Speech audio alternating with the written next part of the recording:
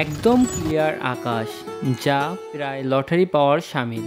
দিগন্ত জুড়ে দাঁড়িয়ে আছে কাঞ্চনজঙ্ঘা, তখনও ঘুম ভাঙেনি। পূব আকাশে উকি দেয়নি সূর্যদেব, কিন্তু টাইগার হিলে সূর্যোদয় দেখার জন্য ঝাঁপিয়ে পড়েছে মানুষ। অন্ধকার থাকতেই রওনা দিয়েছিলাম টাইগার হিলের উদ্দেশ্যে। দার্জিলিং থেকে ঘুম হয়ে পাহাড়ের মাথায় এই জায়গাটির দূরত্ব 11 কিলোমিটার, উচ্চতা ৮,৪৮২ ফুট। দার্জিলিং শহরের সবচেয়ে উঁচু পয়েন্ট হলো এই টাইগার হিল। এখান থেকে সূর্যোদয় দেখা এক অনন্য অভিজ্ঞতা।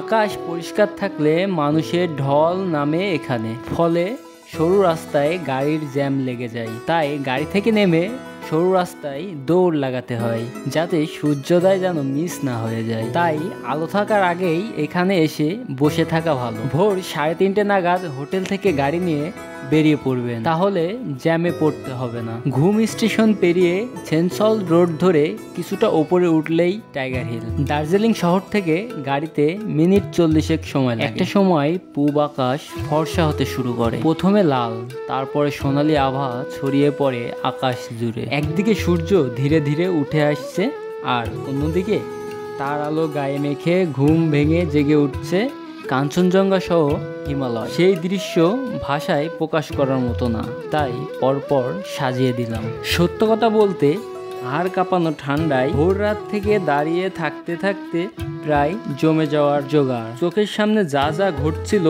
তা দেখতে দেখতে তীব্র ঠান্ডার কথা কখন যেন ভুলেই গেলাম। যা দেখছি এক কথায় ম্যাজিক্যাল মোমেন্ট ছাড়া কিছুই না। সূর্যোদয় দেখার জন্য পাহাড়ের উপরে অন্যতম একটি জায়গা এই টাইগার হিল।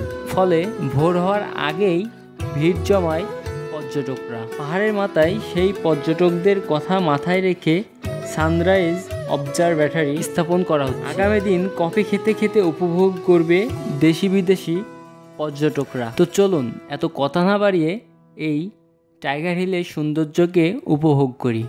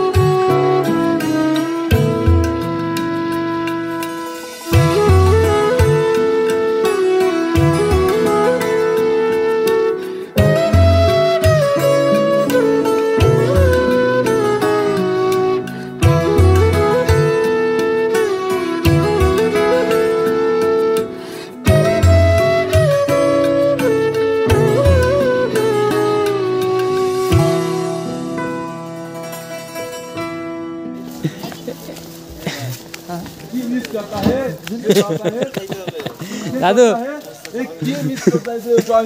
থ্যাংক ইউ দাদা, অনেক ভালো লাগলো। আসলে সব কিছু মিলিয়ে জায়গাটা খুব সুন্দর উপভোগ করলাম, দারুণ লেগেছে। তো আমাদের টাইগার হিল দেখা শেষ হয়ে গেছে, যার কারণে আমরা আবার নেক্সট অন্য ভিউ পয়েন্টে যাওয়ার জন্য প্রস্তুতি নিলাম। আমরা গাড়ির উদ্দেশ্যে বেরিয়ে পড়লাম, গাড়িতে উঠলাম। আরেকটা কথা, এখানকার টিকিট মূল্য 70 রুপি।